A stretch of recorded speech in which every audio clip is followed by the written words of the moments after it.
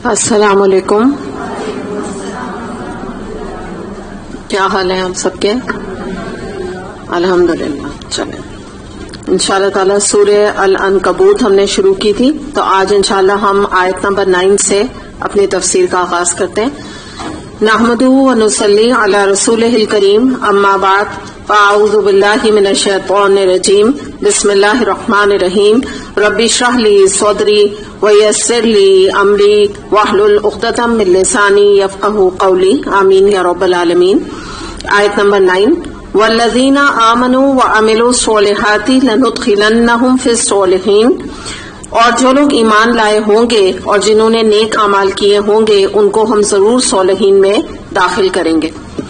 اب یہاں پہ جو بات آ رہی ہے، یہ جو آپ آیت دیکھ رہے ہیں، ویسے تو یہ بالکل ایک جنرل آیت ہے. ظاہر ہے یہ آبویسلی جو نیک عمل کرے گا، قرآن اور سنت کے حساب سے کرے گا، وہ جنت میں داخل ہوگا. لیکن یہاں کا جو کانٹیکسٹ ہے اس میں ہم ان آیات کو پچھلی آیات کے ساتھ ریلیٹ کریں گے.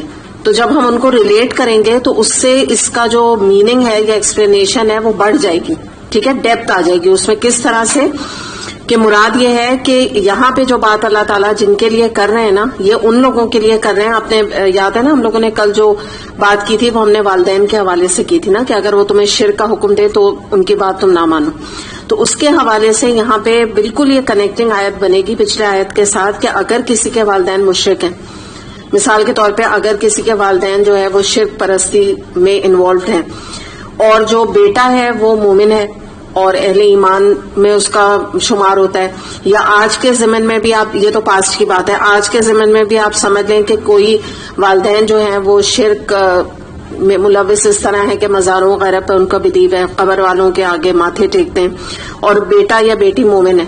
تو اس کا اصل میں یہاں ذکر کیا جا رہا ہے کہ اللہ تعالیٰ بتا رہے ہیں کہ تم میں سے جو صالحین میں سے ہوں گے، جو نیک عمل اور عمل صالح کریں گے، تو وہ اپنے والدین کے ساتھ نہیں ہوں گے، مشرک والدین کے ساتھ نہیں ہوں گے، بے راہ روی کا اختیار کرنے والے والدین کے ساتھ نہیں ہوں گے. اور اس کی دلیل ہمیں یوں ملتی ہے کہ جیسے ترمذی اور احمد کی حدیث ہے، ہم نے بہت دفعہ اس کو ڈسکس کیا. رسول اللہ صلی اللہ علیہ وسلم نے فرمایا کہ قیامت کے دن انسان ان کے ساتھ ہوگا جن سے وہ محبت کرتا ہے. تو سیدھی بات ہے کہ جن کے ساتھ اگر اس بچے کی، اس اولاد کی سنسیئرٹی جو ہے وہ اہل ایمان والوں کے ساتھ تھی، دین پر چلنے والوں کے ساتھ تھی، قرآن اور سنت کے حساب سے عمل کرنے والوں کے ساتھ تھی، تو اس کا انجام بھی انہی کے ساتھ ہوگا، صالحین کے ساتھ ہوگا. صرف اپنی نسبت یا اپنی برادری یا اپنے ایک نام لینیت جو اس کا ہے، اس کی بنا پر وہ اپنے والدین کے ساتھ نہیں، اس کا حساب کتاب ہوگا، نہ وہ اٹھایا جائے گا. تو یہی ہم نے کل بات کی تھی نا، یہ بھی اللہ تعالیٰ کا ایک عدل ہے اور اللہ تعالیٰ کا فضل ہے. دونوں چیزیں یہاں پر ہیں کہ اللہ کا احسان ہے کہ انسان کے جو ایفرٹس ہیں وہ ماں باپ کے جو عمل ہیں ان کے ساتھ ڈپینڈنٹ نہیں ہے، کہ وہ بیچارہ ساری عمر نیک کام کرتا رہا، لیکن کیونکہ والدین مشرک تھے تو پتہ چلا اس کا انجام بھی وہی ہو رہا ہے. تو الحمدللہ یہاں پتہ چل رہا ہے کہ والدین کے ساتھ چاہے اس نے زندگی پوری گزاری ہو، ان کے ساتھ حسن سلوک کیا ہو اور ساتھ رہا ہو، لیکن انجام بالکل مختلف ہے. وہ اہل ایمان کے ساتھ ہوگا. یہ ان کی بات ہے کہ جن کے والدین کسی بھی قسم کے شرک میں مبتلا رہے.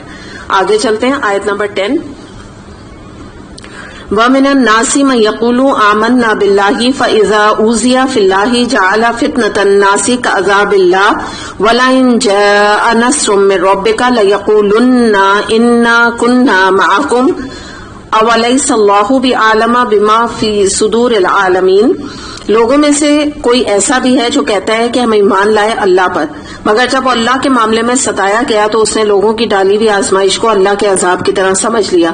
اب اگر تیرے رب کی طرف سے فتح و نصرت آ گئی تو یہی شخص کہے گا کہ ہم تو تمہارے ساتھ تھے. کیا دنیا والوں کے دلوں کا حال اللہ کو بخوبی معلوم نہیں ہے؟ اب دیکھتے ہیں کہ یہ کن کا ذکر یہاں پہ کیا جا رہا ہے. یہ بتایا جا رہا ہے کہ اس وقت جو اہل نفاق تھے، آپ سمجھ لیجیے منافق تھے یا کمزور ایمان والے لوگ تھے، تو ان کا حال بیان کیا جا رہا ہے کہ ہوتا کیا تھا کہ اگر ان کے اوپر اللہ تعالیٰ کی طرف سے دین پر چلتے ہوئے کوئی آزمائش آ جاتی تھی، یا ایمان لانے کے بعد ان کے اوپر کوئی کفار کا ایذا آ جاتا تھا، یعنی وہ ان کو تکلیف دیتے تھے، ذہنی دیتے تھے، جسمانی دیتے تھے، جیسے کل ہم نے کافی ڈیٹیل میں اس پہ بات کی ہے نا، تو کیا ہوتا تھا کہ بجائے اس کے کہ وہ اس بات کے اوپر صبر و شکر کریں، جیسے ہم نے کل دیکھا، وہ کیا کرتے تھے کہ اس کو عذاب الہی کی طرح مصیبت سمجھتے تھے ناقابل برداشت سمجھتے تھے. کہتے تھے کہ نہیں ہم سے نہیں برداشت ہوتا, ہم ایمان لے آئے لیکن ہم نے یہ نہیں سوچا تھا, ہم نے تو ایمان لا کے سوچا تھا کہ ہمیں تو دونوں ہاتھوں میں ہمارے لڈو ہوں گے, مثال کے طور پہ نا, ہم نے تو سوچا تھا کہ دین کا راستہ یہ تو بیڈ آف روزز ہے, یہ تو ہمیں عیش ہی عیش ملیں گے, آرام ہی آرام ملے گا, ہمیں شہرت ہی شہرت ملے گی, پیسہ بھی ملے گا, ہر چیز ملے گی. تو یہ ان لوگوں کی یہاں پر بات کی جا رہی ہے کہ وہ اس کی بنا پر, ان آزمائشوں کی بنا پہ کیا کرتے تھے, بیک ٹو اسکوائر ون, دین سے پھر جاتے تھے, واپس لوٹ جاتے تھے. کہتے تھے کہ دیا کیا ہمیں, اس دین نے کیا دیا ہے سوائے آزمائشوں کے, سوائے مصیبتوں کے. تو ان کا یہاں پہ ذکر کیا جا رہا ہے کہ یہ جو ان کا مائنڈ سیٹ ہے اس کے بارے میں یہاں پر بتایا جا رہا ہے کہ یہ جو ان کے دلوں کا حال ہے, یہ نا ان کی لوگ ڈالی ہوئی آزمائشوں کو اللہ کے عذاب کی طرح سمجھ رہے ہیں. تو ان کا ویک ایمان تھا دراصل, جس کی بنا پہ وہ یہ رویہ اختیار کرتے تھے. اور پھر آگے بتایا جا رہا ہے کہ جہاں مسلمانوں کو کوئی فتح ملتی تھی, کوئی ان کو غلبہ ملتا تھا, کوئی جنگ میں مال غنیمت ہاتھ آتا تھا, تو یہی مشرک, یہی کفار دوڑے دوڑے نبی کریم صلی اللہ علیہ وسلم کے پاس صرف اور صرف فتح کے ثمرات لینے کے لیے آ جاتے تھے, کہ تاکہ کسی کو کیا پتا چلے گا کہ ہم مسلمان ہیں کہ مشرک ہیں, نبی کریم صلی اللہ علیہ وسلم سب کو اوپنلی بانٹ رہے ہیں تو ہمیں بھی کچھ دے دیں گے حصہ. تو یعنی کیا ہم نے کل جیسے دیکھا تھا کہ لینے میں سب سے آگے اور دینے میں سب سے پیچھے, چاہے وہ ان کی توانائیاں ہیں, چاہے وہ ان کی کیپیبلٹیز تھیں, چاہے وہ ان کا غزوے میں پارٹیسپیشن کرنا تھا, کچھ نہیں, نہ غزوے میں اٹینڈ کرتے تھے, نہ نبی کریم صلی اللہ علیہ وسلم کی مدد کرتے تھے. تو یہ مضمون ایک اور مقام پہ سورہ نساء آیت نمبر 141 میں آتا ہے کہ وہ لوگ تمہیں دیکھتے رہتے ہیں, اگر تمہیں اللہ کی طرف سے فتح ملتی ہے تو کہتے ہیں کہ ہم کیا تمہارے ساتھ نہیں تھے, اور اگر حالات کافروں کے لیے کچھ سازگار ہوتے تو کافروں سے جا کر کہتے ہیں کہ کیا ہم نے تم کو گھیر نہیں لیا تھا اور مسلمانوں سے تم کو بچایا نہیں تھا. لیکن یعنی کیا ہوتا تھا کہ جیسے حالات ہوتے تھے ویسے بن جاتے تھے. جب کفار کے حالات اچھے ہوتے تھے تو جا کے ان سے کہتے تھے کہ دیکھو ہم تو تمہیں مسلمانوں سے بچا کے تمہاری مدد کر رہے ہیں, ہم تو تمہارے ساتھ ہیں. اور جب دیکھتے تھے کہ دین کو غلبہ ہے اور کوئی جنگ جیت لی ہے نبی کریم صلی اللہ علیہ وسلم نے, تو نبی کریم صلی اللہ علیہ وسلم کے پاس آ کے کھڑے ہو جاتے تو کہتے تھے ہم نے آپ کا ساتھ نہیں دیا, ہم کیا آپ کا ساتھ نہیں دیتے. تو یہ حد درجے جو ہے منافقت کا رویہ اللہ تعالیٰ نے اس کی طرف پن پوائنٹ کیا, اور اللہ تعالیٰ نے آگے بتا دیا کہ یہ کیا سمجھتے ہیں کہ یہ جو اپنے زبان سے کچھ, دل میں کچھ, یہ جو اظہار کر رہے ہیں تو یہی تو نفاق ہے نا, بیسکلی منافقوں کا ذکر ہے. تو اللہ تعالیٰ فرما رہے ہیں کہ کیا ان کے دلوں کا حال اللہ نہیں جانتا ہے. تو یہی اسی طرف اشارہ ہے کہ جب بھی کوئی جیت, کوئی انعام, کوئی فائدہ دین کی طرف آتا تو یہ دوڑے ہوئے چلے آتے تھے نا, یعنی اپنے ویسٹڈ انٹرسٹ کے لیے. اور جب اللہ کی راہ میں, ایک اور بھی مثال سے بات کو سمجھے گا کہ جب اللہ کی راہ میں کب دینے کا مطالبہ آتا نا, یعنی انفاق کی بات آتی, تو ایک ڈھیلا ان کے لیے نہیں نکلتا تھا. یعنی لینے, اب وہی بات دیکھیں آپ, لینے کے لیے آگے ہیں اور دینے میں, انفاق کرنے میں یا جنگ میں نبی کریم صلی اللہ علیہ وسلم کی مدد کرنے میں بالکل پیچھے. یعنی مراد کیا ہے کہ قربانی کوئی اور دے اور کریڈٹ ہمیں مل جائے, سارا فائدہ ہم اس سے لے لیں. تو اس سے یہاں پر ان کا ایک مزاج پتہ چل رہا ہے کہ اللہ کے عذاب سے, دیکھیں نا, اگر یہ اس کو اللہ کا عذاب سمجھ رہے تھے تو اللہ کے عذاب سے ڈر کے تو ان کو یہ چاہیے تھا کہ یہ کفر اور نافرمانی اور شرک کو چھوڑ دیتے, ڈر کے اللہ سے. اس کے بجائے یہ بندوں کے پریشر سے گھبرا کر انہوں نے ایمان اور نیکی, ان تمام چیزوں کو چھوڑ دیا, اور انہوں نے سوچا کہ دنیا کی زندگی کی عافیت لے لو, یعنی دنیا کی زندگی چین اور سکون اور عافیت کے ساتھ گزر جائے, کل کا عذاب, کل کی جہنم, کل کا دوزخ وہ کل کی کل دیکھی جائے گی. تو بڑا ہی جس کو کہتے ہیں نا ہلکا اندازہ انہوں نے دوزخ کا لگایا دراصل. تو یہی بات یہاں پہ بتائی جا رہی ہے کہ اللہ تعالیٰ کہہ رہے ہیں, اللہ تعالیٰ سب تمہارے دلوں کے حال جانتا ہے. تم اگر اپنے کو پریٹینڈ کرتے ہو اور تم جھوٹ بول کے نبی کریم صلی اللہ علیہ وسلم کے پاس آ کے دعوے کرتے ہو سنسیریٹی کے, خیر خواہی کے, مگر اللہ تمہارے دلوں کا حال جانتا ہے کہ تمہارے دلوں میں کتنی نفاق موجود ہے. اب بالکل جو اگلی آیت ہے وہ بھی اس کے ساتھ بالکل ریلیٹڈ ہے, آیت نمبر 11, وَلَا يَعْلَمَنَّ اللَّهُ الَّذِينَ آمَنُوا وَلَا يَعْلَمَنَّ الْمُنَافِقِينَ. اور اللہ کو تو ضرور دیکھنا ہے کہ ایمان لانے والے کون ہیں اور منافق کون ہیں. اچھا, اب ہم یہ دیکھتے ہیں کہ اس آیت میں جو بات آ رہی ہے, پہلے تو اس کو میں تھوڑا سا بس اس کی تفسیر کر کے پھر اصل جو اس کا پوائنٹ ہے نا اس کو ہم دیکھیں گے. کہ یہاں پر ہمیں یہ پتہ چلتا ہے, اللہ تعالیٰ کہہ رہے ہیں نا ہمیں تو ہر حال میں دیکھنا ہے کہ مومن کون, منافق کون ہے. تو پتہ یہ چلا کہ یہ جب آزمائش آتی ہے اللہ تعالیٰ کی طرف, تو اللہ تعالیٰ کبھی خوشیاں دے کے, کبھی تکلیفیں دے کے, مصائب دے کے لوگوں کو آزماتا ہے. اور اس کے بعد اللہ تعالیٰ کو پتہ لگ جاتا ہے اور اللہ تعالیٰ ٹیسٹ کر لیتے ہیں کہ کون منافق ہے کون مومن ہے. یہ ایک تمیز ہو جاتی ہے. اور کس طرح سے کہ جو مومن ہوتا ہے وہ ہر حال میں اللہ کی اطاعت کرتا ہے, وہ ہر حال میں اللہ کے ساتھ خوشگمانی اختیار کرتا ہے, چاہے اس کو خوشی ملے چاہے راحت ملے چاہے غم ملے, وہ اللہ سے بدگمانی اختیار نہیں کرتا. لیکن یہی بات اگر منافق کے معاملے میں آتی ہے تو اس کو کیا ہوتا ہے کہ جہاں اس کو کوئی کسی قسم کی آزمائش آتی ہے تو وہ نفس کا بندہ بن جاتا ہے, اس کے ویسٹڈ انٹرسٹ سامنے آ جاتے ہیں اور دین کو چھوڑ کے چلتا بنتا ہے. جیسے ہم نے ایک دفعہ بات کی تھی نا کہ منافق کا طریقہ یہ ہوتا ہے کہ وہ باہر نکلنے کا واپس جانے کا راستہ کھلا رکھتا ہے. جیسے ہی حالات فیزیبل ہوتے ہیں تو ساتھ دیتا ہے دین کا, اور جیسے ہی حالات خراب ہوتے ہیں تو پیچھے سے چپکے سے نکل کے دین کو چھوڑ جاتا ہے برے وقتوں میں. سورہ محمد آیت نمبر 31 میں بھی آتا ہے کہ ہم تمہیں ضرور آزمائیں گے تاکہ ہم جان لیں کہ تم میں سے مجاہد اور صابر کون ہے, اور ہم تمہارے دیگر حالات کو بھی جانچیں گے. تو یہ اسی طرح سے کچھ سپورٹیو آیات ہیں جو بات اللہ تعالیٰ نے یہاں فرمائی. پھر اس کے بعد جنگ احد کے بعد بھی یہ آتا ہے کہ مسلمانوں کے اوپر بڑے امتحانات گزرے تھے نا جنگ احد کے بعد, تو اس میں بھی سورہ آل عمران آیت نمبر 179 میں اسی طرح کی آیت آتی ہے کہ نہیں ہے اللہ کہ وہ چھوڑ دے مومنوں کو ان کی حالت پر جس پر تم ہو, یہاں تک کہ وہ جدا کر دے ناپاک کو پاک سے. تو پتہ یہ چلا کہ یہ آزمائشیں وہ کرائیٹیریا ہوتی ہیں جس سے اللہ تعالیٰ پاک اور ناپاک کو الگ کر دیتا ہے, منافق اور مومن کو الگ کر دیتا ہے, دونوں کا کیٹیگرائزیشن ہو جاتا ہے. آپ نے سمجھے؟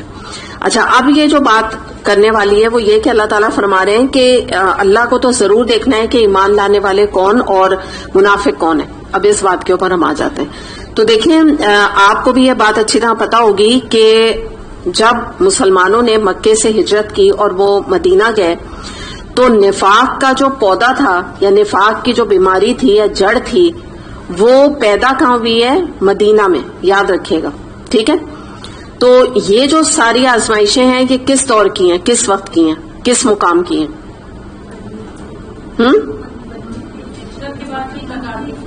یہ پہلے کی ہیں. ہجرت کے بعد تو بہت اچھا اسلام کا بڑا اونچا وقت دیکھا نا نبی کریم صلی اللہ علیہ وسلم نے, تو اپنی پوری گریجولی وہاں پوری حکومت قائم کی. یہ جتنی آزمائشیں آپ دیکھ رہے ہیں خباب بن ارت کے اوپر جو آئیں یا بلال رضی اللہ عنہ پر آئیں, کہاں آئی تھی یہ سب مکہ میں آئی تھی. میں نے کل آپ سے کیٹیگری لے کر بھی نام لے کے میں نے آپ سے کہا تھا کہ مکہ میں, مدینے کا میں نے کوئی ذکر نہیں کیا تھا, ٹھیک ہے. تو پھر مجھے یہ بتائیں کہ پھر یہاں پہ نفاق کا ذکر جب کیا جا رہا ہے تو کس نفاق کی طرف یہاں پر پن پوائنٹ کیا جا رہا ہے, کون سا نفاق ہے؟ کیونکہ نفاق جو ہے نا, جو اصل نفاق تھا نا وہ تو مدینہ میں جا کے ہوا تھا. تو یہاں یہ کون سا نفاق ہے جو مکے میں ذکر کیا جا رہا ہے؟ جی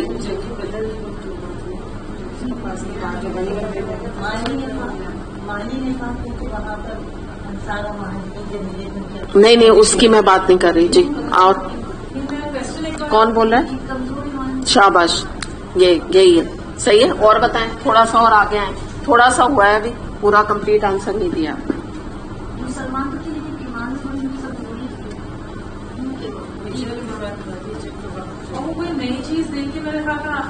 آپ نے کیا بولا تھا؟ ہاں, اچھا, اور بتائیں. اور وہ جب کوئی نئی چیز آتی ہے تو لوگ سمجھتے ہیں اس سے ہمیں بڑا فائدہ ملے گا, تو اس کی طرف اٹریکٹ ہو جاتے ہیں, دل سے نہیں ہوتا اس میں فائدہ اٹھانے کے لیے. آپ لوگ ابھی وہ تو ٹھیک ہے, آپ لوگ کانٹیکس میں رہیے. ابھی ہم جس کانٹیکس میں بات کر رہے ہیں نا کل سے لے کے اور آج تک, وہی اس کا جواب ہے. اس سے زیادہ میں کلو نہیں دے سکتی. نہیں سمجھ آئی؟ کل سے آج تک ابھی ہم لوگ کیا بات کر رہے ہیں, کن چیزوں کی بات کر رہے ہیں؟ تکلیفوں پہ. ہاں, تکلیفوں کی ہم بات کر رہے ہیں نا, آزمائشوں کی, ٹھیک ہے. تو یہ جو نفاق یہاں پر ہے جس کا ذکر کیا جا رہا ہے وہ یہ ہے کہ جو لوگ کمزور ایمان, آپ لوگوں نے جو دیا نا یہ جواب تقریباً ہو گیا ہے. ابھی جو اوپر کی ہم نے آیت نہیں دیکھی کہ کمزور ایمان والوں پہ جب مصیبت آتی تھی, آزمائش آتی تھی, تو وہ اس سے کیا سمجھتے تھے؟ اللہ کے عذاب آ گیا ہے, پتہ نہیں کیا ہمارے اوپر مصیبت ہو گئی ہے, ٹھیک ہے. یہ نفاق ہے.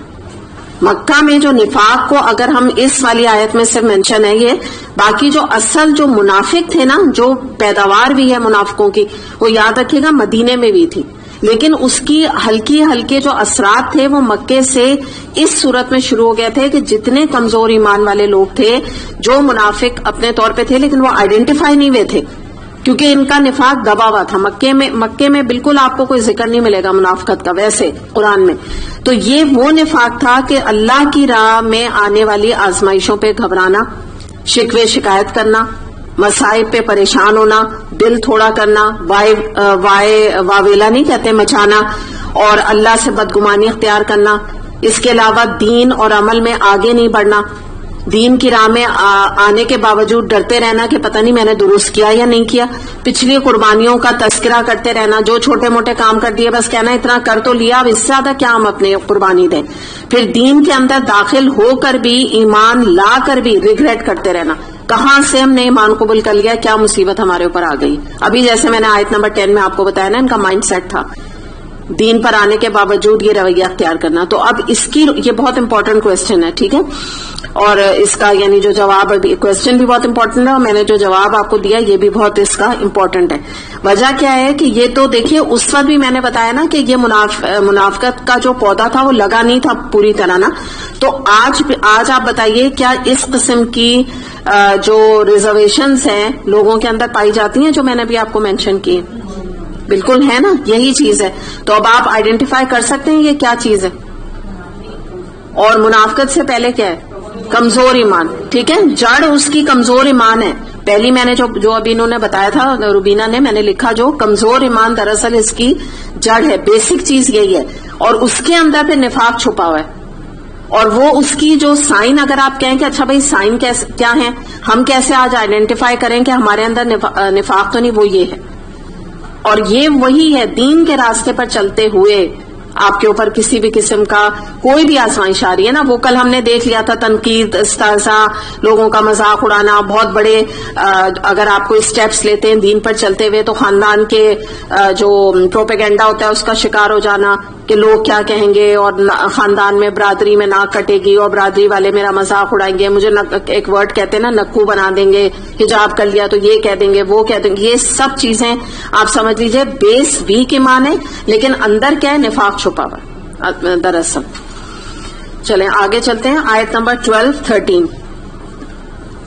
وَقَالَ الَّذِينَ كَفَرُوا لِلَّذِينَ آمَنُوا اتَّبِعُوا سَبِيلَنَا وَلْنَحْمِلْ خَطَايَاكُمْ وَمَا هُمْ بِحَامِلِينَ مِنْ خَطَايَاهُمْ مِنْ شَيْءٍ إِنَّهُمْ لَكَاذِبُونَ وَلَيَحْمِلُنَّ أَثْقَالَهُمْ وَأَثْقَالًا مَعَ أَثْقَالِهِمْ وَلَيُسْأَلُنَّ يَوْمَ الْقِيَامَةِ عَمَّا كَانُوا يَفْتَرُونَ.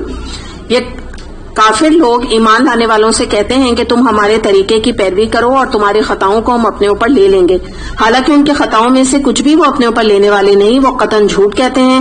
ہاں ضرور اپنے بوجھ بھی یہ اٹھائیں گے اور اپنے بوجھوں کے ساتھ دوسرے بہت سے بوجھ بھی، اور قیامت کے روز یقیناً ان سے ان افطرا پرداسیوں کی باز پروس ہوگی جو وہ کرتے رہے.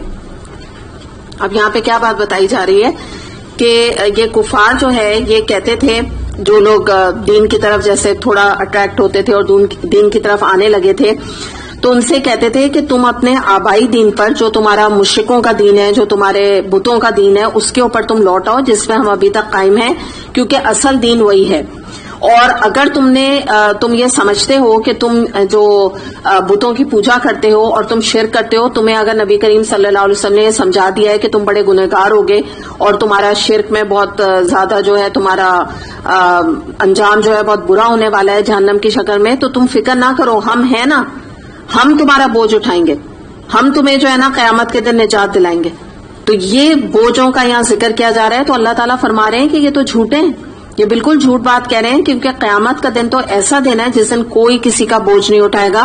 قرآن میں آتا ہے لا تزر وازرۃ وزر اخری، سورہ بنی اسرائیل آیت نمبر 15 میں آتا ہے، اور اس کے علاوہ بھی قرآن میں جا بجا مقامات پہ آتا ہے.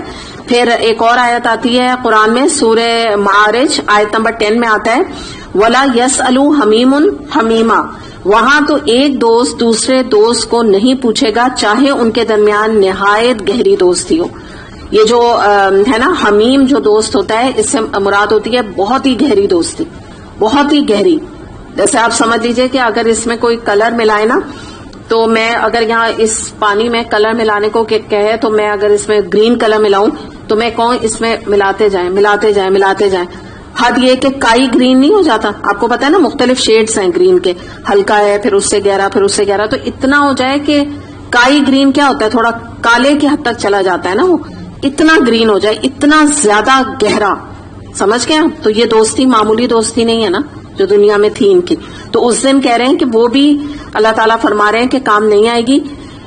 اور ایک اور سورہ فاطر آیت نمبر 18 میں آتا ہے جس میں ہمیں پتہ چلتا ہے حتیٰ کہ اس دن برادری اور رشتہ داری بھی ایک دوسرے کے کام نہیں آ سکے گی. سورہ فاطر میں آتا ہے کہ اگر کوئی بوجھ اٹھانے والا قیامت کے دن اپنا بوجھ اٹھانے کے لیے کسی دوسرے کو بلائے گا تو وہ اس سے کچھ بھی نہیں اٹھائے گا حتیٰ کہ اس کا قریبی قرابت دار ہی کیوں نہ ہو. قرابت دار میں آپ سمجھ لیجیے بالکل آپ کی امیڈیٹ فیملی بھی ہو سکتی ہے, آپ کی برادری بھی ہو سکتی ہے, آپ کے خاندان والے بھی ہو سکتے ہیں. کوئی بھی آگے بڑھ کے بوجھ نہیں اٹھائے گا. اور آپ یہ دیکھیے کہ اتنا کھل کے ان لوگوں کو کفار کہا کرتے تھے اپنے ان لوگوں کو جو ان کے ہاتھ سے نکل گئے تھے اور دین کی طرف چلے گئے تھے کہ تم فکر نہیں کرو, ہم ہیں. تمہیں جو نبی کریم صلی اللہ علیہ وسلم آخرت کے عذاب سے ڈراتے ہیں تو ہم موجود ہیں نا تمہارا بوجھ اٹھانے کے لیے. تو اب یہاں رک کے اب ہم یہ دیکھتے ہیں کہ ایگزیکٹلی آج آپ دیکھیے یہ سب ہم 1400 سال پرانی باتیں کر رہے ہیں, لیکن حقیقتاً آج آپ دیکھیے تو آج بھی یہی کچھ نہیں ہوتا. بہت ساری مثالیں آپ کو ملیں گی. جیسے مثال کے طور پہ اگر ہسبینڈ ہے تو وہ اپنی بیوی کو کہتے ہیں تم میری خاطر حجاب نہیں کرو, مجھے نہیں پسند ہے, تم میری خاطر میری بات مان لو.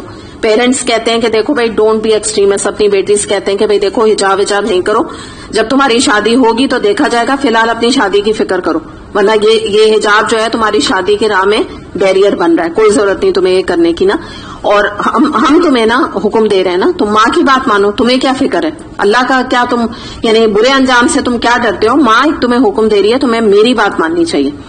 پھر اس کے بعد آپ دیکھیں مثال کے طور پہ فرینڈس ہیں وہ کہتے ہیں چلو let's go to the concert. اب اگر کوئی لڑکی یا کوئی لڑکا کہے کہ نہیں بھائی مجھے نہیں جانا, یا یہ گناہ ہے, یا یہ کوئی غلط چیز ہے, یا میری والدہ کیا کہیں گی, میری امی کیا کہیں گی, تو کیا کہتے ہیں کہ ڈونٹ یو وری, تم فکر نہ کرو, ہم ہیں نا, ہم تمہارے بوجھ اٹھائیں گے, یعنی ہم تمہاری سائڈ لیں گے. اگر امی نے پوچھا ہم تمہاری سائڈ لے کے کوئی بات بنا دیں گے تو تمہیں کوئی فکر کرنے کی ضرورت نہیں ہے.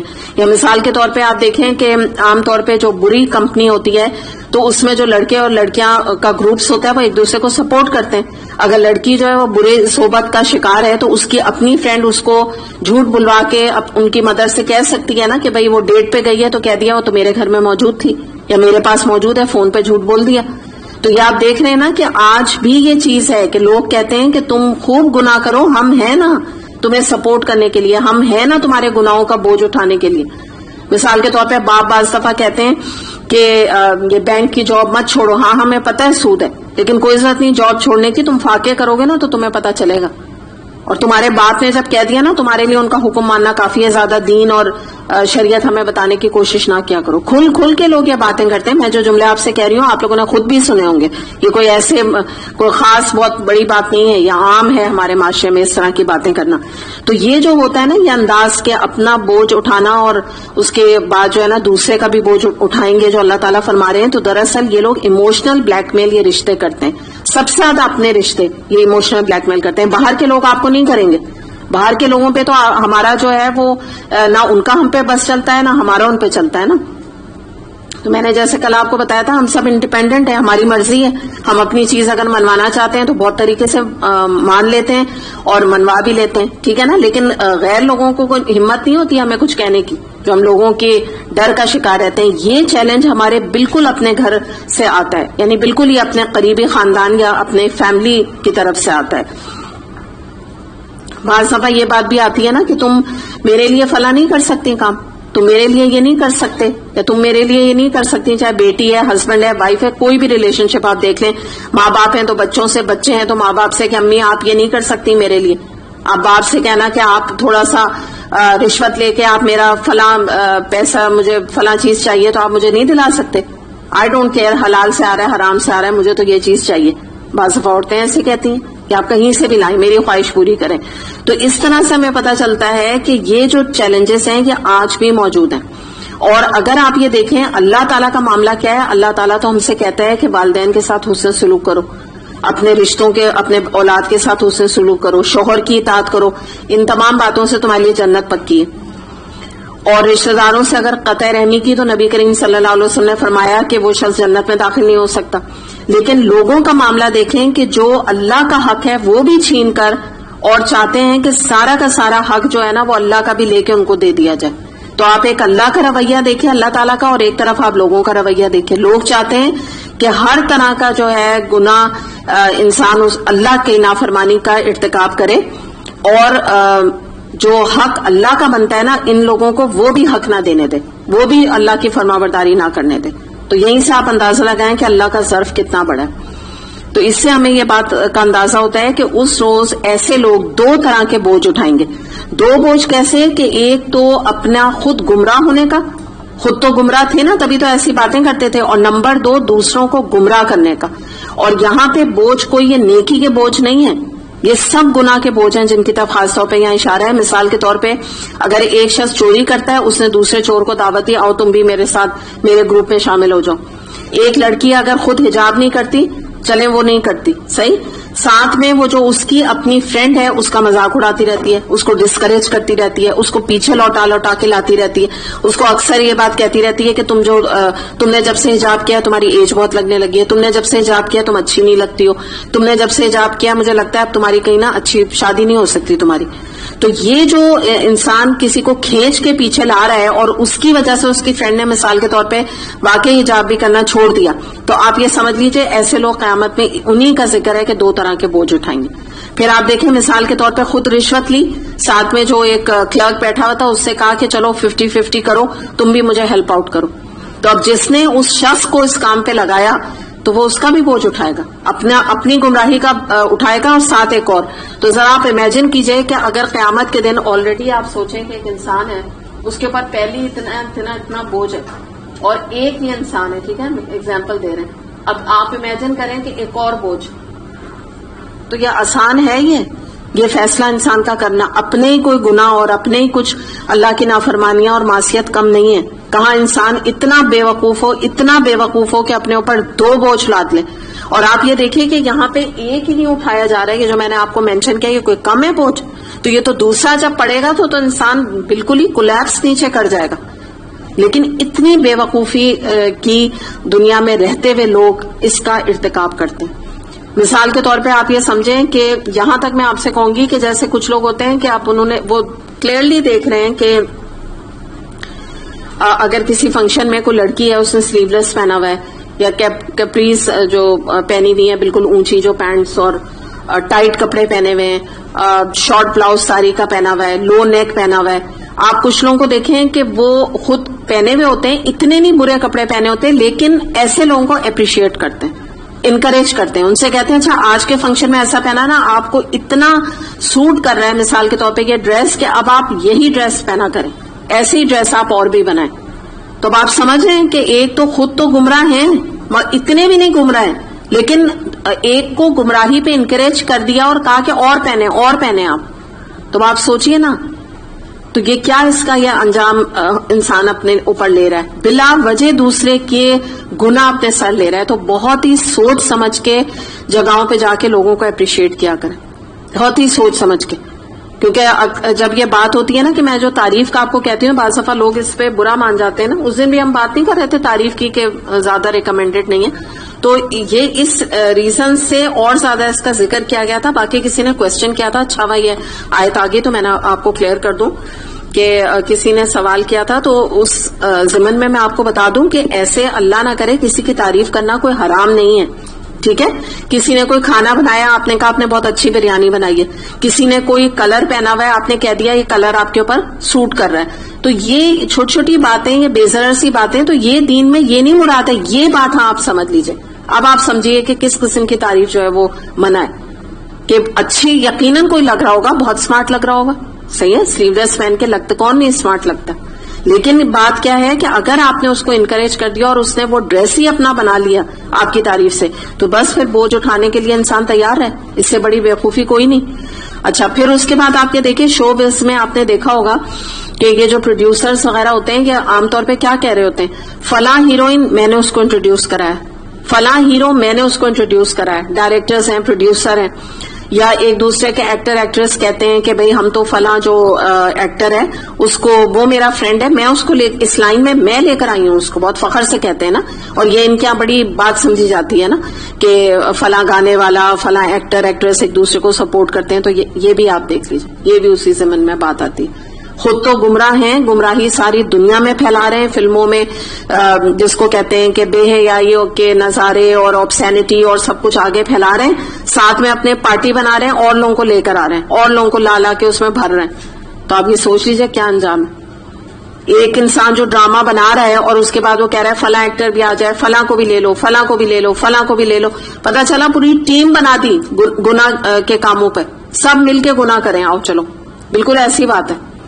تو سوچیں آپ, یہ وہ لوگ ہوں گے جن کا جو کیٹیگری میں آپ کو بتا رہی ہوں نا, کہ یہ اس دن 2 بوجھ اٹھائیں گے. اور آپ یہ سمجھ لیجئے, پہلے بھی میں نے آپ کو ایک مثال دی تھی کہ دیکھیں جب انسان کے ہاتھ میں بوجھ ہوتا ہے نا, بعض دفعہ آپ یوں بھی ایکسپیرینس کیجئے کہ انسان سے نا اگر بہت ہیوی چیز ہوتی ہے نا, تو ایک تھیلا ہی نہیں انسان کو, اگر ایک بھاری تھیلا ہونا تو وہ دوسرا ہاتھ کا پھر نہیں اٹھا سکتا.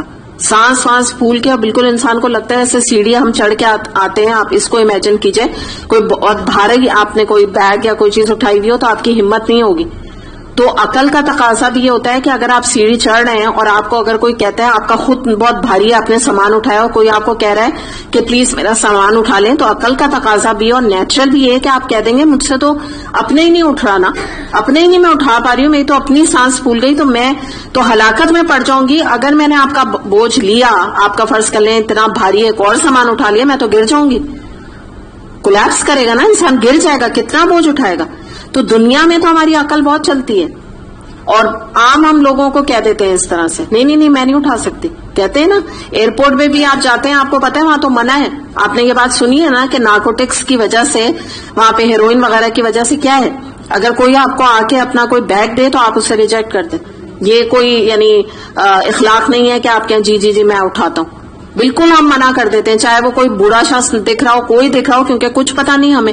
تو دنیا میں بڑے اسمارٹ ہیں, بڑی عقل چلتی ہے, اور کوئی شرمندگی بھی نہیں ہوتی کہ پتہ نہیں حقیقت میں تو نہیں بےچارے یہ بوڑھے تھے, کیا پتا میں ان کی مدد کر دیتی, کوئی دل میں غم بھی نہیں ہوتا. لیکن آپ یہ سوچئے آخرت کے لیے ہم کیا اپنا حشر کر رہے ہیں کہ پہلی جو بوجھ نہیں, اپنے ہی بوجھ اٹھا لیں, بہت بڑی بات ہے. اور کہاں دوسروں کے گناہوں کے اپنے اوپر لاد رہے ہیں, لاتے چلے جا رہے ہیں. نہ جانے لوگ, آپ یہ سوچئے ہم اپنی زبان سے نہ جانے ایک دن میں یا ایک پورے پیریڈ آف ویک میں کتنی دفعہ یہ بوجھ اپنے اوپر لاتے جا رہے ہیں. آپ کچھ کہہ رہی تھیں؟ سوشل میڈیا پہ واٹس ایپ وغیرہ پہ بھی بہت زیادہ محتاط رہنے کی ضرورت ہے. جس طرح یہ ہم تعریفوں اور بوجھ اٹھانے والے ہم بات کر رہے ہیں, لائکس جو آپ کہہ رہی ہیں, لائک بالکل بہت انہوں نے صحیح بات کی ہے. کیونکہ آپ کو تو پتا ہے فیس بک تو جو ہے اس میں تو پکچرز کے اوپر ہی تو لائک کیا جاتا ہے سب سے زیادہ, اور ان کی ایکٹیویٹیز پہ جو کچھ بھی وہ کر رہے ہوتے ہیں, کہیں بیٹھے ہوتے ہیں, کھا رہے ہوتے ہیں, پی رہے ہوتے ہیں. بالکل صحیح کہہ رہی ہیں. اسی لیے میں آپ کو بتا دوں کہ یہ فیس بک اور یہ اس طرح کی جو چیزیں ہیں نا, یہ سب اسی لیے جو ہے جو بڑے بڑے جو علماء ہیں تو اس کو منع کرتے ہیں. بالکل آپ مفتی مینگ کو دیکھ لیجئے, ڈاکٹر فرحت ہاشمی کو آپ ان سے پوچھ لیجئے, وہ تو بالکل سختی سے, وہ تو اپنے اسٹوڈنٹس کو نصیحت کرتی ہیں فیس بک مت بناؤ. اور یہ یہاں پہ ایک بات کلیئر رکھیے گا, لوگ اس سے مس کانسیپشن لے لیتے ہیں. اگر آپ کسی دینی ادارے کا فیس بک بنا رہی ہیں نا, اور اس میں آپ پبلسٹی دینی ادارے کے کر رہی ہیں, وہ منع نہیں ہے. ہمارا اپنا علم کا فیس بک پیج موجود ہے, ہمارا اپنا جو آپ کا فہم القرآن کورسز کا فیس بک پیج موجود ہے. الحمدللہ یہ فرین اینڈ میمونہ دونوں اس کو ڈیل کرتے ہیں, کبھی آپ لوگ جا کے چیک کیجئے گا. تو یہ نہیں مراد ہے کیونکہ آپ کل کو کہیں کہ آپ کچھ کہہ رہی ہیں اور آپ لوگوں کے تو اپنے پروگرام کا بنا ہوا ہے. تو مراد یہ میرا اپنا ذاتی نہیں ہے, کلیئر میں بتا دوں, میرا اپنے نام سے میرا ذاتی آپ کو کہیں نہیں ملے گا. ٹھیک ہے, میرا ذاتی سے منع ہے کیونکہ مجھے اس پہ کیا کرنا ہے ایکٹیویٹی, وہ تو میری ایکٹیویٹی ہے نا, پھر میری تصویریں, میرے کام ہے, یا میں اپنی پبلسٹی کروں کہ میں کیا پڑھاتی ہوں, کیا وہ نہیں ہے, وہ نہیں ملے گا آپ کو. لیکن پروگرامز کا ملتا ہے. جیسے ہما نجم ہے, ہما ہماری ٹیچر جو ہیں, ان کا پرسنل کوئی فیس بک اکاؤنٹ نہیں ہے پرسنل, لیکن علم کا ہے.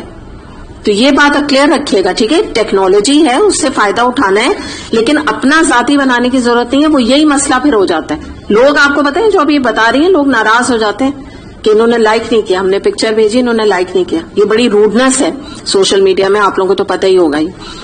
سورہ نحل آیت نمبر 25 میں آتا ہے, تاکہ قیامت کے روز اپنے بوجھ بھی پورے اٹھائیں اور ان لوگوں کے بوجھوں کا بھی ایک حصہ اٹھائیں جن کو وہ علم کے بغیر گمراہ کرتے تھے. اب یہ آپ دیکھیں ایک اور آیت آ گئی سورہ نحل میں بھی یہ بات آ رہی ہے. بالکل ایگزیکٹلی یہی بوجھ والی آیت ہے کہ وہ علم کے بغیر گمراہ کرتے تھے. ان کے پاس علم ہے. جو انسان کہہ رہا ہے کہ آپ سلیو لیس پہنے, جو انسان کہہ رہا ہے کہ آپ نے بہت اچھا کیا سیگریگیشن نہیں کی, بہت اچھا کیا, بڑا اچھا جو ہال ہے اور جو گارڈن ہے بڑا اچھا لگ رہا ہے, بہت ہی براڈ لگ رہا ہے, وہ کہتے ہیں نا بہت ہی وسیع لگ رہا ہے, بڑا خوبصورت لگ رہا ہے, بڑا اچھا کیا آپ نے.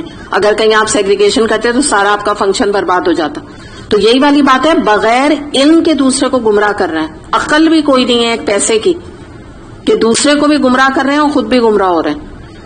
تو یہ یہاں پر دوبارہ سے ہم اس کو سم اپ کر لیں کہ یہ ان لوگوں کا ذکر کیا جا رہا ہے کہ جو کہ دوسروں کی وجہ سے, ان کی کوششوں سے, وہ کوششیں کرتے ہیں لٹرلی اس راہ میں اپنا وقت لگاتے ہیں, کھپاتے ہیں لوگوں کو دین کے راستے سے ہٹانے کے لیے, کھینچ کھینچ کے پیچھے لانے کے لیے.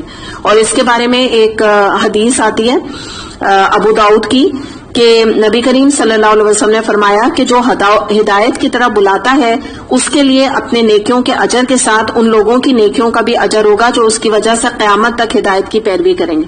ٹھیک ہے, یعنی کسی کو آپ نے ہدایت پہ بلایا, جس نے آپ کی پیروی کی, اچھی بات کو مانا, قیامت تک کے لیے وہ آپ کے لیے صدقہ جاریہ بن جائے گا. اور اس کے لیے جو گمراہی کا دائی ہوگا اس کے لیے اپنے گناہوں کے علاوہ ان لوگوں کے گناہوں کا بھی بوجھ ہوگا جو قیامت تک اس کی وجہ سے گمراہی کا راستہ اختیار کرنے والے ہوں گے بغیر اس کے کہ ان کے گناہوں میں کمی ہو. اسی طرح سے اگر کسی کو برے راستے پہ لگایا تو قیامت تک وہ کام اس کے لیے گناہ جاری ہے. تو ہم لوگ اپنے حالوں پہ رحم کریں کہ اپنے مرنے سے پہلے دنیا میں گناہ جانیاں چھوڑ جائیں. آپ سوچیں, بجائے اس کے کہ کوئی انسان نیک کام, کوئی اچھے کام بیچ ان کے بو کے جائے, کہاں انسان گناہوں کے بیچ بو کے چلا جائے. اور سب سے بڑا جو پریزنٹ آپ کا کرتی ہے نا چیز گناہ یا ثواب جاریہ میں, وہ اولاد ہے, یاد رکھے گا. باقی چیزیں تو بعد میں, باقی تو آپ کے کامنٹس ہیں اور مختلف جو ہم لوگوں کو سپورٹ کرتے ہیں, اپنے رشتہ داروں کو سپورٹ کرتے ہیں, لیکن سب سے زیادہ جو اولاد جو ہے آپ کیسی چھوڑ کے پیچھے جا رہے ہیں نا, یہ ڈٹرمن کرے گی کہ ہمارا کیا حشر ہوگا قیامت کے دن جا کے. کیونکہ گناہ جاریہ کیا ہوتا ہے کہ وہ تو چلا جائے گا. یعنی مثال کے طور پہ ایک ماں مر گئی اور وہ بری تعلیم اور بری صحبت اپنی بچی کو دے کے گئی اور گناہ کے کاموں کی تربیت دے کے گئی, تو اب جب تک بچی زندہ رہے گی, مثال کے طور پہ ماں مری تھی جب وہ 16 سال کی تھی, تو 16 سال سے لے کر اب اس کو مرنے میں اگر 70 سال میں اس نے مرنا ہے یا 80 سال, تو آپ نے امیجن کیا اس کے گناہوں کا پیریڈ کتنا ہے. اور یہ کس کے کھاتے میں پڑ رہا ہے؟ ماں کے. اس کے اپنے بھی, ابھی ہم نے کیا دیکھا, اپنا کھاتے میں کمی نہیں ہو رہی ہے, اپنا تو وہ حساب دے گی نا ذاتی, ماں کے بھی کھاتے میں جا رہا ہے, ماں کے بھی اس میں جمع ہو رہا ہے. اور اگر نیک تربیت دے کے گئی, اچھی تربیت ماں دے کے گئی, تو یہی ثواب جاریہ اور اس کا جو اجر و ثواب ہے قیامت تک اس ماں کو ملتا رہے گا جو مر چکی. وہی 16 سال آپ سمجھ لیجئے, 16 سے لے کے 80 سال تک اگر بیٹی جیے تو وہ ثواب اسے ملتا رہے گا. اور پھر آگے آپ یاد رکھیے, پھر ہم آگے بھی بات کر لیں, آگے نواسی ہوئی نا, نواسی بھی نیک نکلی, تو وہ جو پیچھے جو نانی ہے نا, ان کا اجر کم نہیں ہو رہا ہے. یہ جو حدیث ہے نا, یہ یہی بتا رہی ہے کہ بجس ان کے, جو میں بتا رہی ہوں نا, بجس ان کے اپنے اجر میں کوئی کمی ہو, بجس ان کے اپنے گناہوں میں کمی ہو. نہ گناہوں میں نانی کی کمی ہونی ہے اور نہ اجر میں کمی ہونی ہے, دونوں یعنی صورتوں میں جو صورت وہ اختیار کرے. تو اتنی یہ اہم بات ہے جس کو ہم اتنا آسان سمجھتے ہیں. مزید آپ دیکھیں مسند احمد میں حدیث آتی ہے کہ یہ جو اصول, ابھی یہ ایکچولی نا قرآن کے کچھ اصول ہیں. ٹھیک ہے, جیسے ہم کہتے ہیں نا کہ فلاں یہ میرا اصول ہے, میں جھوٹ نہیں بولتی, ایک بات میں کہوں نا, تو قرآن میں کچھ اصول ہیں, کچھ اللہ تعالیٰ نے ضابطے بنائے ہوئے ہیں جن میں کوئی چینج نہیں ہوگا. یہ وہ ضابطے ہیں. تو اس ضابطے کے حساب سے جو حدیث ہمیں ملتی ہے, نبی کریم صلی اللہ علیہ وسلم نے فرمایا کہ قیامت تک ظلم سے قتل کیے جانے والوں کے گناہ, خون کا گناہ آدم علیہ السلام کے پہلے بیٹے جو کہ قابیل تھا اس پر ہوگا, اس لیے کہ سب سے پہلے وہ شخص تھا جس نے کہ ناحق قتل کیا تھا. ہم لوگ پڑھا ہے نا سورہ مائدہ میں, آپ کو یاد ہوگا حابیل قابیل کا واقعہ. تو قابیل کو جو پہلا اس نے قتل پوری انسانیت, بنی نو انسانیت جس کو ہم کہتے ہیں نا, اس نے کیا تھا, فرسٹ مرڈرر تھا وہ. قیامت تک پہلے گناہ کا حصہ اس کو ملتا رہے گا. آگے جو بھی گناہ کر رہے ہیں, اب آپ کراچی میں دیکھتے ہیں نا, ہم صرف کراچی کی بات کریں, ٹارگٹ کلنگ ہو رہی ہے نا یہاں, اس کا جو ایک حصہ ہے نا, ایک حصہ وہ قابیل کو پڑ رہا ہے. ذرا امیجن کیجئے آپ, ذرا گناہ کا بوجھ, اب بوجھ کا اب آپ کو اندازہ ہو رہا ہے بوجھ کیا ہوتا ہے اٹھانے کا, یہ بوجھ ہے. تو آپ سوچ لیجئے کہ کتنا انسان کو محتاط ہونے کی ضرورت ہے. یہ چیز تو جتنی ڈرانے والی ہے نا. اچھا, اور مزے کی بات کیا ہے کہ بعض لوگوں سے ہمارا کوئی لینا دینا بھی نہیں ہوتا. آپ جیسے بعض دفعہ آپ نوٹ کریں، میں تو اگر اس طرح کے مواقع پہ جاتی ہوں تو میں لوگوں کے کامنٹس کو ذرا نوٹ کرتی ہوں نا کہ کون کس کی تعریف کر رہا ہے اور کس چیز کی تعریف کر رہا ہے. بعض دفعہ کیا ہوتا ہے کوئی کسی کو جانتا بھی نہیں ہوتا، کوئی رشتہ داری بھی نہیں ہوتی، کچھ بھی نہیں ہوتا، بس ویسے ہی ان کو اپریشیٹ کرتے ہیں. آپ بہت اچھی لگ رہی ہیں، آپ کا فنکشن بڑا اچھا لگ رہا ہے، کوئی بھی گناہ کی بات کے اوپر آپ نے یہ بڑا اچھا طریقہ کیا. وہ جیسے ہوتا ہے نا بہت بلاسٹنگ میوزک لگا کے وہ دلہن اندر آتی ہے اپنے ماں باپ کے ساتھ، عجیب عجیب اب آج کل باتیں نکالی ہیں نا، تو کہتے ہیں بڑا اچھا آئیڈیا آپ نے کیا، بڑا اچھے طریقے آپ نے نکالے. اور بعض دفعہ کوئی لینا دینا ہی نہیں ہوتا، جانتے بھی نہیں ہوتے، کبھی زندگی میں دوبارہ ملنا بھی نہیں ہوتا کہ ملیں گے کبھی. تو آپ دیکھ لیجئے ایک حصہ ڈال دیا، پتہ نہیں کب تک وہ جئیں گی، پتہ نہیں کب تک وہ گناہ آگے بڑھتا چلا جائے گا. کیونکہ دیکھیے تعریف کا مقصد کیا ہوتا ہے، دوسرے کو ایک فیڈ بیک آپ دے رہے ہیں، اور جب فیڈ بیک انسان کے سامنے آتا ہے تو وہ انکریجنگ اگر ہوتا ہے تو انسان وہی کام کرنے لگتا ہے. وہ کہتا ہے کہ ہاں بھائی بہت اچھا، انہوں نے کافی سارے لوگ تعریف کر رہے ہیں، بہت سارے لوگ یہ بتا رہے ہیں، تو اب ہم ایسے ہی کریں گے. مقصد یہی ہوتا ہے تعریف کا.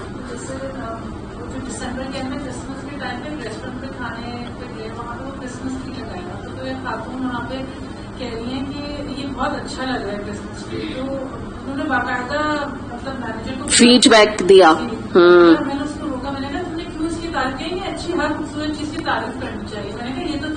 تو آپ کی کوئی تھی یا غیر تھی؟ مطلب ایک سمجھے سوشل فرینڈ ٹائپ. اچھا نہیں آپ کے ساتھ تھی. ہاں ٹھیک، وہی میں نے کہا بڑی ہمت کی. یہی سوچ رہی تھی میں. ہاں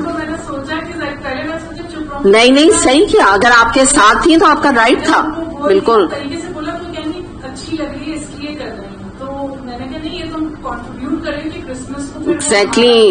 نہیں ہے. آپ کو پتا ہے ذاکر نائک تو یہاں تک کہتے ہیں، ان کا فتویٰ موجود ہے کہ میری کرسمس اگر آپ نے کہہ دیا تو آپ یہ ایک طرح سے آپ نے عیسیٰ علیہ السلام کی کو بھی اللہ کا بیٹا مان لیا. سوچیں آپ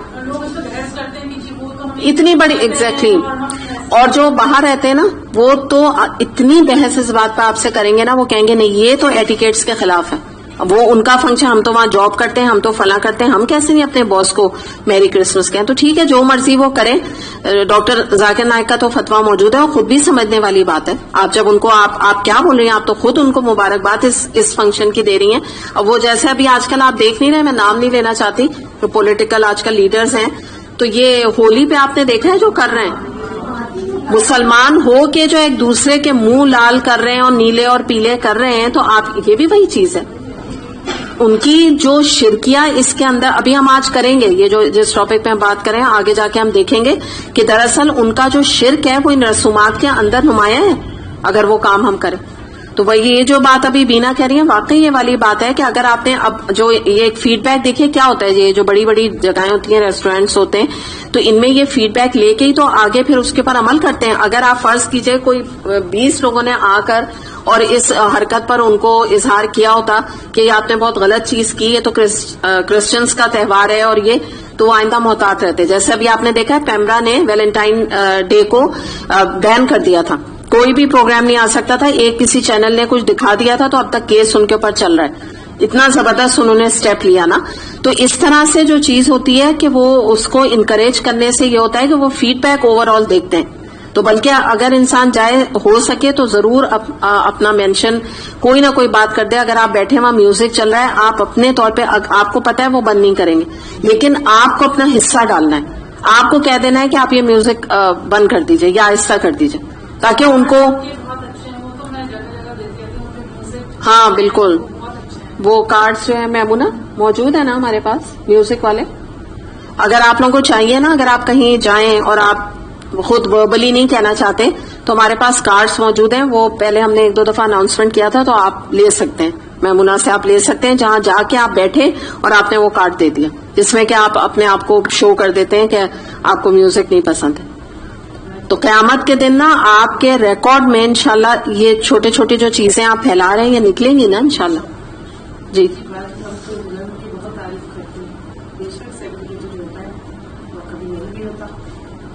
نہیں، اگر سیگریگیٹڈ ہے تو کیجئے، وہ تو کوئی مسئلہ نہیں. پھر نہیں کیجئے، آپ بالکل نہیں کیجئے، کیونکہ آپ سوچئے کہ وہ کتنے مردوں کی نظروں میں آ رہی ہے اور بالکل غلط کام ان کی ماں نے کیا ہے کہ اپنی بچی کو انہوں نے ایک شو پیس بنا کے دنیا کے ہر مرد کو، ہر ایج کے مرد کو وہ دکھا رہی ہیں اپنی بیٹی کا حسن.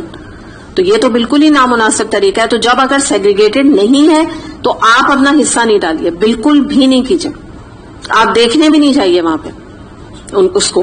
وجہ یہ ہے کہ دیکھنا جانا بھی آپ کا حصہ ڈل گیا نا، کہ آپ دیکھنے گئی، آپ نے انکریج کیا، تو جائیں نہیں آپ وہاں تو دیکھنے کے لیے. اور اگر انسیگریگیٹڈ ہے تو کوئی پرابلم نہیں، پھر تو کریں. میں نے ابھی آپ کو جیسے بتا دیا کہ اللہ نہ کرے حرام نہیں ہے کسی کی تعریف کر دینا. اگر کوئی بچی اچھی لگ رہی ہے اور اچھی تیار بھی ہے اور وہ پوری سیگریگیٹڈ میں بیٹھی ہے تو الحمدللہ آپ کیجئے تعریف، کوئی بات نہیں.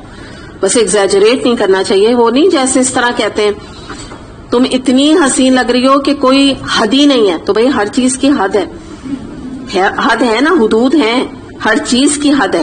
تو یہ جو جملہ ہے نا یہ ایگزیجریشن ہے، جس کو کہتے ہیں نا غلو ہے. تو یہ نہیں پسندیدہ، اس طرح نہیں تعریف کرنی چاہیے. تم نے ایسا کھانا بنایا ہے میں نے دنیا میں کہیں نہیں کھایا. تو یہ جو ہے نا، ہاں تو اب ایسا بھی کیا نا، دنیا میں نہیں کھایا، کیا مقصد ہے؟ اب ایسی بھی کوئی بات نہیں ہے. تو اتنا کسی کو نہ چڑھا دیں کہ وہ آسمان پہ پہنچ جائے، یہ چیز غلط ہے. بھائی نارمل آپ تعریف کر دیں کہ مزے کا ہے، بس یہ کافی نہیں. ہمیں ایکچولی نا گزارا نہیں ہوتا چھوٹی موٹی تعریف سے جب تک ایکسٹریم پہ نہ جائیں. تو بہرحال اس پر ہم یہی بات کریں گے کہ آپ سوچیں کہ اس دن قیامت کے دن ایک آپ پکچر اپنے ذہن میں لائیں کہ ایسا کون ہوگا جو یہ، اب ہم پیچھے آ جاتے ہیں، یہ کہہ رہے ہیں نا کفار ہم ہیں نا تمہارا بوجھ اٹھانے. تو آپ بتائیں، اور یہ بھی ہم آج کے بھی مسلمانوں کا ذکر کر رہے ہیں، تو آپ ایک منٹ اپنے ذہن میں لائیں کہ سامنے دوزخ بھڑک رہی ہے اور دو فرینڈز کھڑی ہیں اور دوسری فرینڈ اس سے کہہ رہی ہے کہ میں نے جیسا تم سے وعدہ کیا تھا نا دنیا میں، آج میں تمہاری سزا بھگتنے کے لیے تیار ہوں، کوئی نہیں آئے گا. یہی اللہ تعالیٰ نے بتا دیا. اللہ تعالیٰ فرما رہے ہیں کہ اس دن تو حمیم یعنی گہرا ترین گہری دوستی والا دوست بھی ایک دوسرے کا ساتھ نہیں دے گا. تو یہی اللہ تعالیٰ نے فرما دیا کہ یہ تو بالکل ہی جس کو کہتے ہیں نا آؤٹ آف کوشچن بات ہے کہ قیامت کے دن کوئی کسی کا بوجھ اٹھائے. تو پتہ کیا چلا، سب جھوٹ ہے، فضول کی باتیں کرنے کی. آیت نمبر 14 and 15. وَلَقَدْ أَرْسَلْنَا نُوحًا إِلَىٰ قَوْمِهِ فَلَبِثَ فِيهِمْ أَلْفَ سَنَةٍ إِلَّا 50 عَامًا فَأَخَذَهُمُ الطُّوفَانُ وَهُمْ ظَالِمُونَ فَأَنجَيْنَاهُ وَأَصْحَابَ السَّفِينَةِ وَجَعَلْنَاهَا آيَةً لِّلْعَالَمِينَ. ہم نے نوح علیہ السلام کو اس کے قوم کی طرف بھیجا اور وہ 50 کم 1000 برس ان کے درمیان رہا. آخرکار ان لوگوں کو طوفان نے آ گھیرا اس حال میں کہ وہ ظالم تھے. پھر نوح علیہ السلام کو اور کشتی والوں کو ہم نے بچا لیا اور اسے دنیا والوں کے لیے ایک نشان عبرت بنا کر رکھ دیا. اچھا، آگے کی اب جو آیات آ رہی ہے نا آپ کے سامنے، یہ سارا ریویژن ہے سورہ ہود کا، سورہ شعراء کا، اور مختلف ابھی ہم نے کافی جو صورتیں پیچھے کی ہیں نا جن میں مختلف اقوام کا ذکر ہے. تو آپ سمجھ لیجئے کہ ان کی نافرمانیاں بتائی گئی ہیں، بالکل بس پن پوائنٹ کیا گیا ہے، اور ان کے عذاب بتائے گئے. تو سب تقریباً ریویژن ہے. تو اس میں سب سے پہلے جو آپ کو پتا بھی یہ ہوگا کہ شرک کی بیماری کا آغاز قوم نوح سے ہوا تھا. تو انہی کے ذکر سے اس آیت میں بھی ان کا نام کے ساتھ شروع کیا جا رہا ہے کہ اللہ تعالیٰ فرما رہے ہیں کہ ہم نے نشانی بنا کر رکھ دیا اس کشتی کو. تو آپ نے یہ سنا ہوگا نا کہ جودی، یہ تو قرآن میں آتا ہے، جودی کے مقام پہ وہ ٹکی تھی ایک پہاڑ پر. اور اس کے بارے میں واللہ عالم حقیقت ہے یا کیا ہے، کہتے یہی ہیں کہ جو ایکسپیڈیشنز وغیرہ وہاں بھیجے ہیں تو ایک جگہ ایسا مقام ہے جہاں پہ ایک کشتی بالکل نما جو چیز ہے وہ نظر آتی ہے. ٹھیک ہے، کچھ سائنٹیفک ریسرچز سے یہ پروف ہوا ہے، لیکن حتمی طور پہ ابھی نہیں پتا. ہو سکتا ہے جیسے فرعون کی ممی جو ہے وہ نکل آئی، تو اسی طرح سے ہو سکتا ہے ایسا بھی کچھ معاملہ ہو جائے کہ ہمارے سامنے یہ چیز آ جائے. تو اللہ تعالیٰ نے بہرحال جو نشانی بتائی، تو اگر حقیقتاً بھی نہ ہم سمجھیں تو ویسے تو نشانی ہے نا، قرآن میں جو مینشن کر دیا ایک نشانی کے طور پر ہی اللہ تعالیٰ نے چھوڑا اس کو. اور پھر ہم یہ دیکھتے ہیں کہ یہاں پر تو ہمیں جو بات بتائی گئی وہ یہ بتائی گئی ہے کہ یہ ان کی دعوت اور تبلیغ کی عمر ہے جو نوح علیہ السلام کی بتائی گئی کہ 950 سال. تو حقیقتاً ان کی عمر کیا تھی یہ نہیں کسی کو پتا. ٹھیک ہے، یہ 950 سال جو ہم کہتے ہیں نا، یہ تبلیغ کی اور دعوت کی ان کی عمر تھی. تو اب یہاں پر ہم یہ دیکھتے ہیں کہ مزید آگے یہاں پہ کیا ہوا کہ نوح علیہ السلام کے بارے میں بتایا جا رہا ہے کہ وہ اتنے سال تقریباً آپ سمجھیں کہ وہ ڈٹے رہے. کس کے اوپر؟ دعوت و تبلیغ کرتے ہوئے. ان کو طرح طرح سے قوم نے ایذا دیا، لیکن اللہ تعالیٰ نے جو رزلٹ اس کا آیا اتنی لمبی تبلیغ کا، وہ مشکل سے 80 لوگ ایمان لائے. کتنی نسلیں گزری ہوں گی نا، آپ امیجن کریں. لیکن اس کے باوجود اللہ تعالیٰ نے قرآن میں ان کے لیے فرمایا ہے نوح علیہ السلام کے سلام علی نوح، سلام نوح علیہ السلام پہ اللہ تعالیٰ نے شاباش دی. تو پتا چلا کہ یہ جو آزمائشیں آتی ہیں نا، اب آپ ریلیٹ کر سکیں گے پچھلی آیات کے ساتھ، یہ جنت کے راستے کے نشان راہ ہوتی ہیں، ان پہ پہنچ کے ہی جنت ملتی ہے. تو یہاں پہ اللہ تعالیٰ فرما رہے ہیں کہ تم نے نوح علیہ السلام کا صبر اور برداشت اور ہمت اور عزم تم نے دیکھ لیا، تو آج تمہیں یہ زیبا نہیں دیتا کہ تم 4 دن کی آزمائشوں سے گھبرا کر اور اللہ تعالیٰ سے تم بے صبرے ہو کے اور اللہ سے شکایتیں کرنے لگو. ان کی مثال سامنے رکھو کہ انہوں نے کتنا شدید آزمائش کا مقابلہ کیا، اینڈ ریزلٹ بھی کوئی خاص نہیں آیا، لیکن وہ جمے رہے اللہ تعالیٰ کے حکم کے اوپر، تبلیغ کرتے رہے، کوئی بھی سچویشن ان کے اوپر آئی، دین کا کام انہوں نے نہیں چھوڑا.